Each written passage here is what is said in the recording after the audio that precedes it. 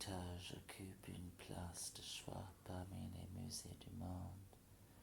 Le plus grand de l'Earth. How long is it, my fucking sucky Jesus?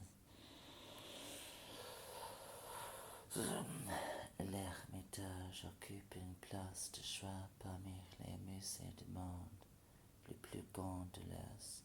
Il renferme plus de 2,5 millions d'œuvres d'art provenant d'époques et de pays et de peuples différents. Au cours des 200 années de son existence, l'Ermitage, qui n'était d'abord qu'une collection d'art dont ne pouvait jouir qu'un cercle restreint de la haute noblesse, s'est transformé en un véritable musée national qui offre joie et beauté à des millions de visiteurs.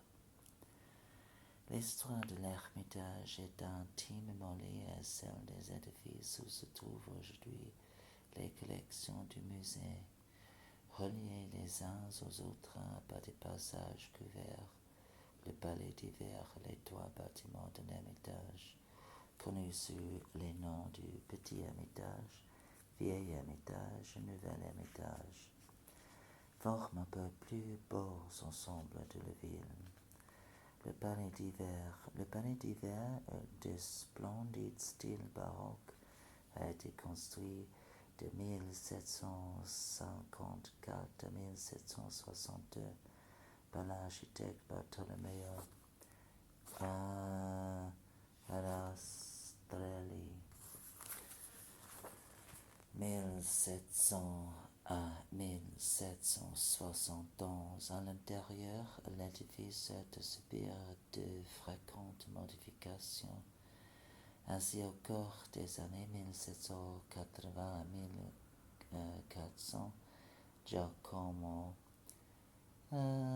Caringhi, 1744 à 1817, et Ivan Starov, 1744 à 1808, créèrent un style classique une grande partie des salles.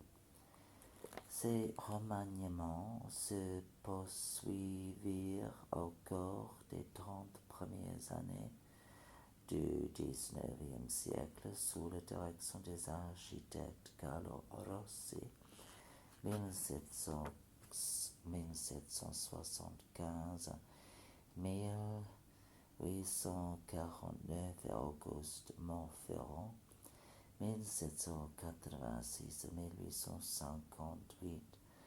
L'incendie de l'hiver 1837 qui sévit pendant 3 jours dans le palais n'en laisse que demeure rongé par les flammes.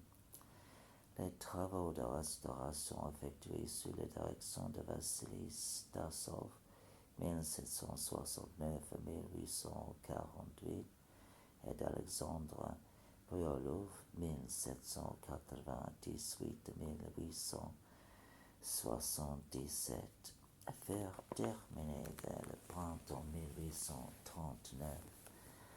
La façade du palais avait repris son aspect premier, tandis que les plans intérieurs se trouvaient presque tous remaniés en style de la dernière période du classicisme. Pendant plus d'un siècle et demi, le palais d'hiver servit de résidence au tsar, puis durant quelques mois du siège au gouvernement provisoire. Après la grande révolution d'octobre, il fut transformé en musée. Le grand escalier du palais d'hiver, par le vestibule de l'entrée donnant sur le quai du palais, nous accédons à la galerie Rastrelli qui vient aboutir au grand escalier du palais d'hiver. Au éclair foisonnant de dorures et de miroirs, il fut reconstruit après l'incendie de 1837 par Stasov, qui se conforme au plan de Rastrelli, tout en se permettant quelques légères modifications comme le remplacement des colonnes de stucco rose par des colonnes en granit gris de Serdobol et de le rompre en bois d'or et en ouvragé par une balustrade de marbre. Les consoles supportent des statues d'albâtre. La sagesse et la justice. Les saints œuvrent à terre bénéve.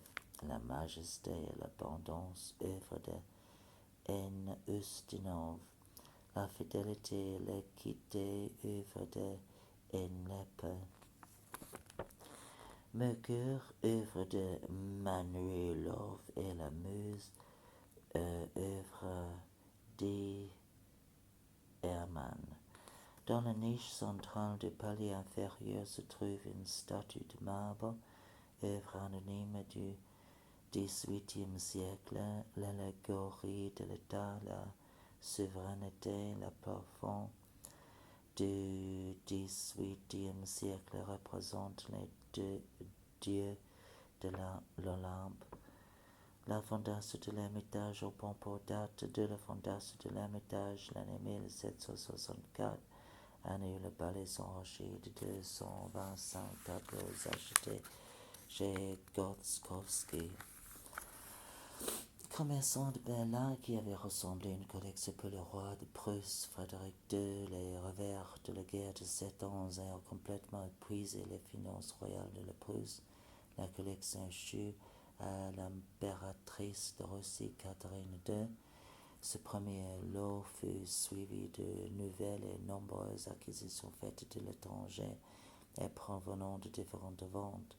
1769, la collection de tableaux de Brûle en Saxe, 1772, celle de Cranzin en France, 1779, celle de Walpole en Angleterre, etc. Les gravures, les sculptures, les pierres taillées, les monnaies et les médailles, les gobelins, les pièces d'orfèvrerie, s'ajoutant aux peintres, conféraient aux collections de l'Ermitage une variété, une envergure exceptionnelle. Les trésors de l'Ermitage, à cette époque musée du palais, étaient considérés comme la propriété personnelle de Catherine II. Elle y fait allusion dans une de ses lettres où elle déclare qu'elle est seule, avec les souris, à jouir de toutes ses richesses. Oh, how fucking retarded. Maybe she should have got a dog to lick her vagina.